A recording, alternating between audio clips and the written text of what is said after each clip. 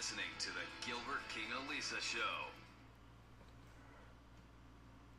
Okay, so I wanted to do a follow-up to the original video that I did on the murder of Bakari Henderson, because since the original video, we now have additional footage that shows segments of the video that were omitted from other stations and when it was aired on American television. And this is something that goes on a lot of times, but many times they do it just to follow a certain narrative that they want to portray at the time, that they want to set out to influence the minds of whoever's watching. But this is a very important piece of information that they decided to leave out. One of the things about living in a time that there are video cameras everywhere is that you are able to then go and look for footage that just is just being kept from you, or that people many times are too lazy to go and dig for, just because they want to keep thinking what they already thought happened. So just like any branch of science, I think one of the best things that can happen is if you're proven wrong. And if you could prove yourself wrong, I think that's something that will get you a little closer to the truth. And in this case, the piece of video that they took out probably gets us closer to the truth. And you may think that now that it confuses things a little more, but then you have to ask, why was this piece of video removed? So the first thing I want to do is just make this a little bigger so you guys can see. Try to make it as big as I can. And let me go ahead and rewind this video. And this is the club where everything went down. I turned the music off in the background. And right here at the top, this is Bakari and his friend. That's Bakari and his friend, and Bakari is the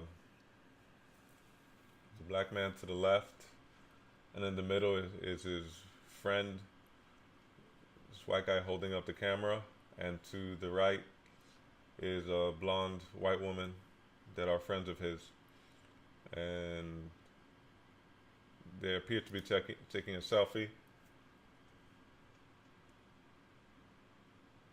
Here's where the woman comes in. Actually, she's in the middle. And there goes the photo. And they're done with the photo. They all go back to where they were, and that's where the action starts. And this is where it continues. And soon you're going to see the slap. And you're going to see someone get in the middle, his friend get in the middle. And then you're going to see Bakari break through the wall that his friend was setting up. So let's rewind that again. And you might also want to notice you see the two men down there. There's one with a drink in his hand, with a brown bottle, and the man who seems to be whispering in his ear. You're going to see that the man with the beer bottle, he's going to get up and actually pose and try to photobomb the selfie that Bakari and his friends are taking. And just take a look.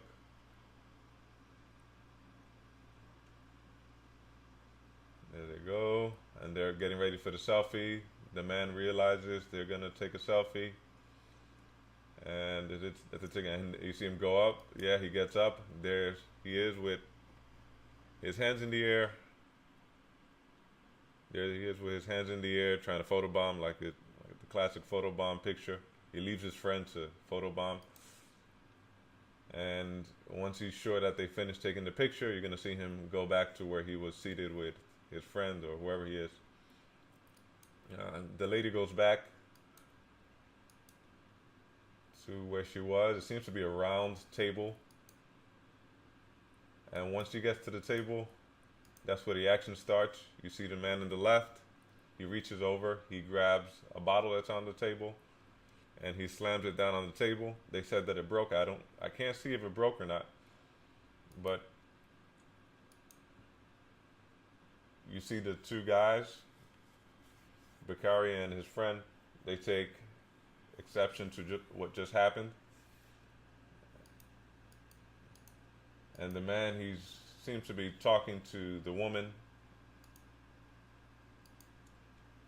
And there you see Bakari. He seems to say something to the man who's been angered by whatever happened. And it's at some point there, I'm not sure if he reaches over, that he decides to hit Bakari in the head with an open fist or a closed fist. But that's when his friend comes over. You see him there. He's coming over and he gets in the middle. And he's attempting to defuse the situation. But I'm not sure what he's saying. And I'm not sure what the young lady is saying. But that's when Bakari reaches back and starts throwing some haymakers. See the woman come over to the other side. You see his friend. He's being blocked out. And that's when the ruckus continues outside. Let's watch that again.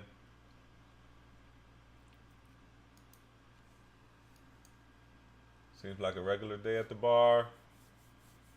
Everybody seems to be minding their business, but again, at the table where Bakari is, he's there with his two friends. His friend is there in the middle, and the young lady, the blonde young lady, is to the right.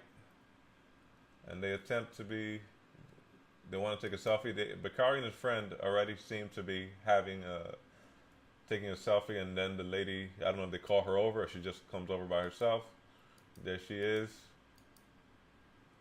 And she's reaching up too. I don't know if she has her own phone or her own camera that she wants to take a selfie with, but she seems to be reaching up. Now she's the only one dancing. You see her dancing. She's moving.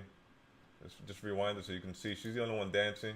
Usually a dance when people do when they're a little tipsy or when they want to show they're having fun. You see her there? She's dancing right there. And I don't know how that helps when you're taking a selfie. Maybe you're taking a video. Who knows? But there she is, and they appear to be done. Mr. Photobomb goes back to his friend. And when she goes back to the table, it appears that something about what she did angered the man to the left. To where he then reaches over and slams a bottle. I'm not sure if it was her bottle or if it was his friend's bottle who was in the middle. And words exchange. I'm assuming Bakari must have said something like, there's no need for any of that, there's no need for that. Or, come on man, what are you doing?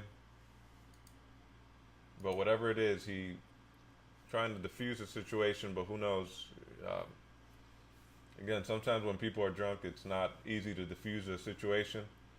Or even when you put your hands on them, it's not easy to defuse a situation. And especially when you're drunk and you're being touched, it's not easy to defuse any situation. And it appears to be at this point where Bakari is then slapped by this man who's just angered by what happened, probably inebriated. His friend comes over to try to help, or just stand in the middle of them. I'm not sure exactly what was taking place there. Here you see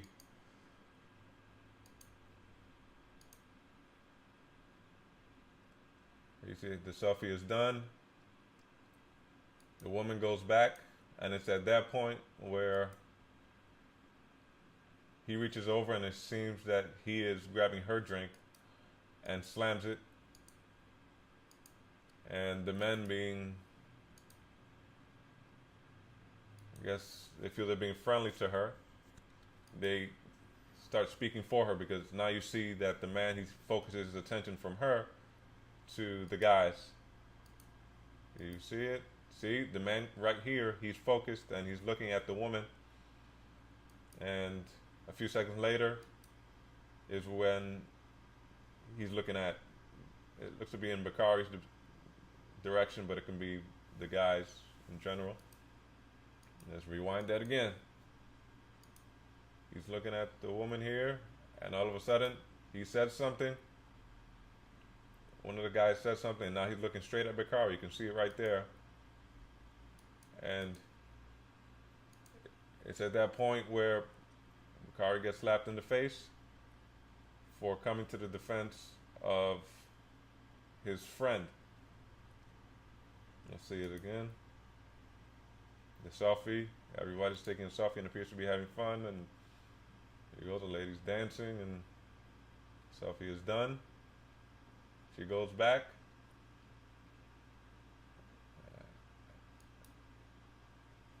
Possible scenario, possibly that she spilled the guy's drink by bumping into his table.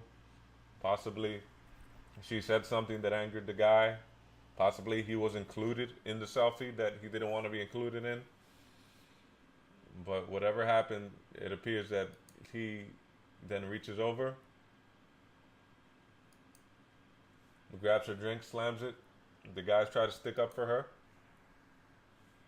And that's when he puts his hands on Bakari. This is something that was omitted by most news stations when they talked about Bakari being chased out of the bar.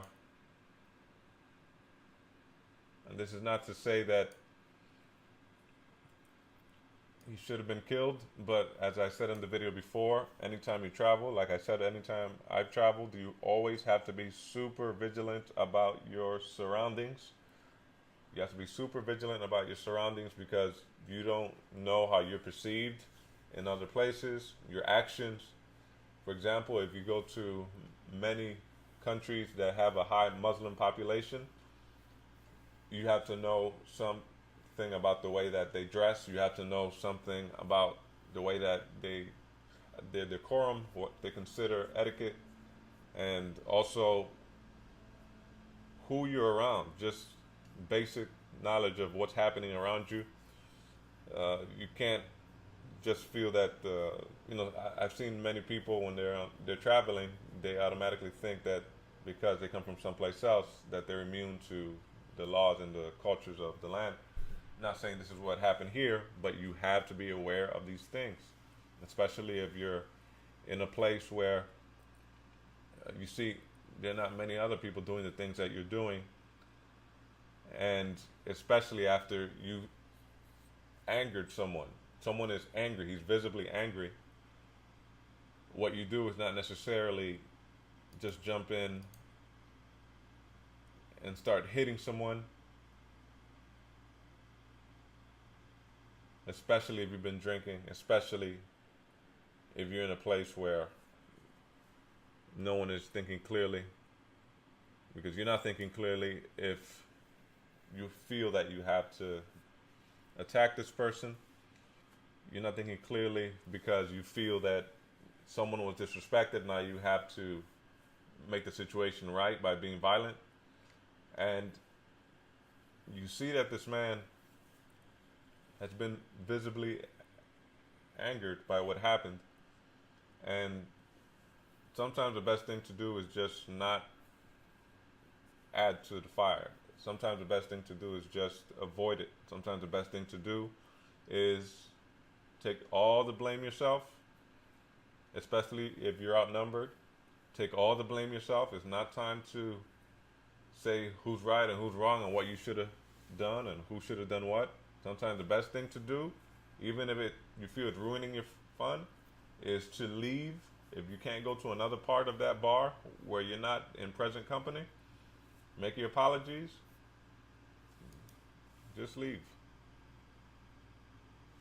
Because then something as simple as a selfie can easily get out of hand. I've been in situations where I've been in a bar, which I try not to go to, especially if it's late, especially if it's in a place that I don't know. you're in a bar and everything's friendly, everybody's happy until all of a sudden you start having people come up to you just trying to be friendly, and then all of a sudden it turns. You could be watching a game. You could be. I remember one time I was at such a place where we were watching a basketball game, me and a friend of mine, and everything was good. We were watching the game together, and then all of a sudden, this guy's cell phone goes missing, and of everyone in the bar, he comes straight to me. He says, "Do you have my cell phone? Do you have my cell phone? I know you took my cell phone." And he wants to check me. He wants to check my possessions. And his girlfriend is there, but she's not being much help. And it's almost like by her talking to me, he was becoming more angry that she was talking to me.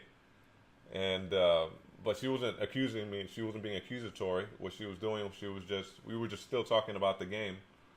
But he got belligerent because he couldn't find the cell phone, and she kept telling him, she was halfway drunk herself, telling him, "Well, you probably didn't bring it. You probably didn't bring it."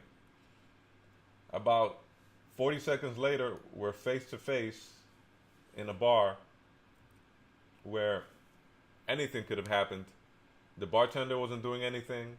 The patrons weren't doing anything, but you could tell everyone was waiting for something to happen. And things got very tense. I just kept repeating to him because I know that he was drunk and I'm not a drinker, so I was not drunk. I was able to keep repeating to him, "I don't have your cell phone. I don't have your cell phone."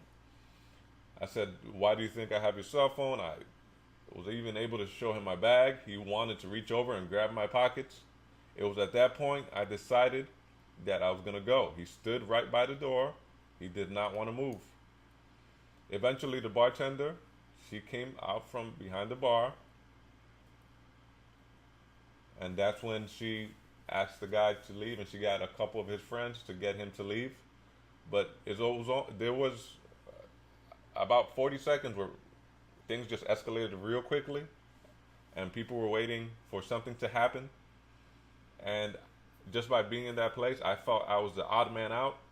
So I was not going to do anything. But even if I wasn't the odd man out, that's time for me to go, because there are things more important to me than to take a selfie in front of a bar or to argue with a man who's been drinking about whether I have his phone or not. The ironic part about that day was that on the way home from the bar, I ran into the man, and he was much smaller than I was, which many times doesn't mean anything if the person has a weapon.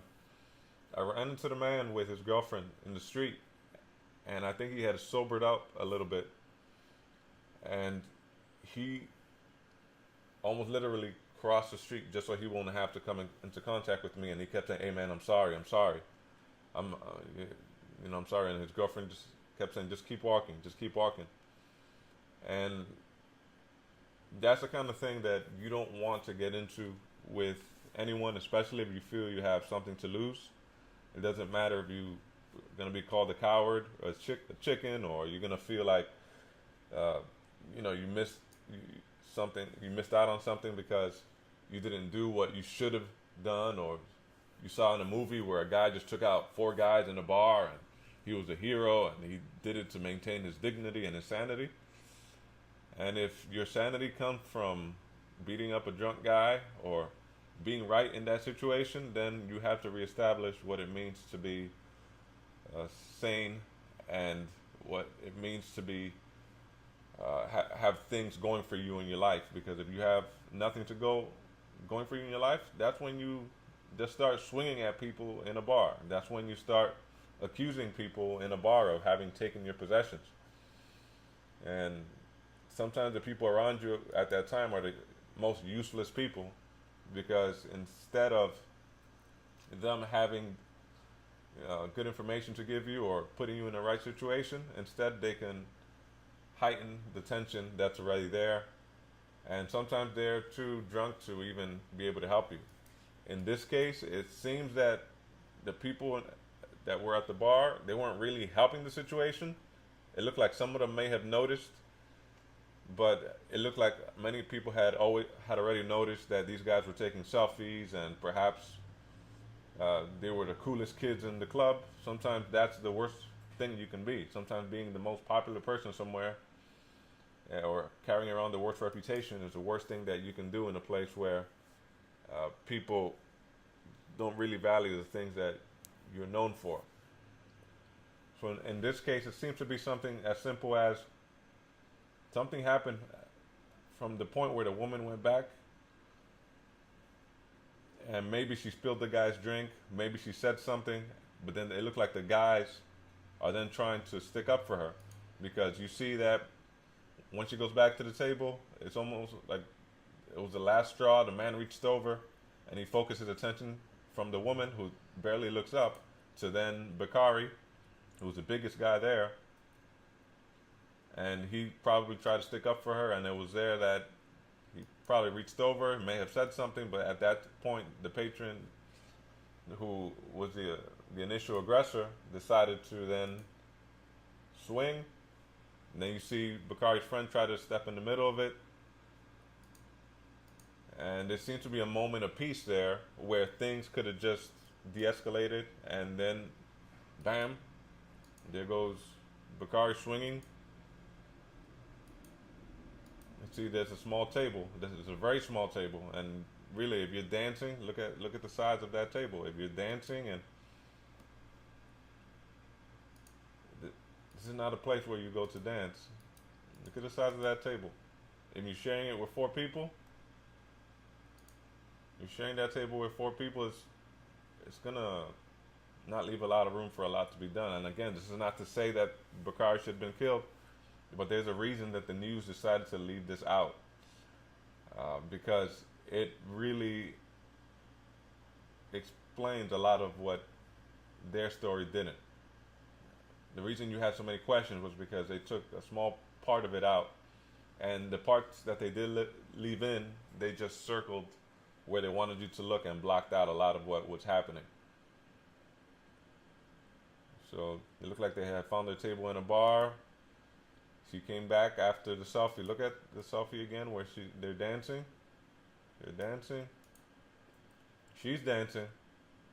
Probably to show that, like a lot of young people do now, to prove that they're having fun at a place that they weren't dancing before, but somehow the camera comes on and everybody starts having this manufactured fun. And all of a sudden she seems to go back to the table, especially when someone's drunk, everything, there's such a thing as people getting angry when they're drunk. I've seen them. And when they get angry like that, there's no reasoning with them. So sometimes the best thing you need to do is leave. Leave. You're not gonna win. Just leave. So anyway, I wanted to present this new evidence, this new footage that we have, because the news did a terrible job of presenting this, and the news that we did get was from Greece with the complete video, but it was how many people can speak Greek and actually disseminate what was happening or translate it. So happy that they were able to show the whole video, because now this sheds a lot of light as to what happened that day. Okay, thank you, and everyone do your best. This has been a Gilbert King Elisa production.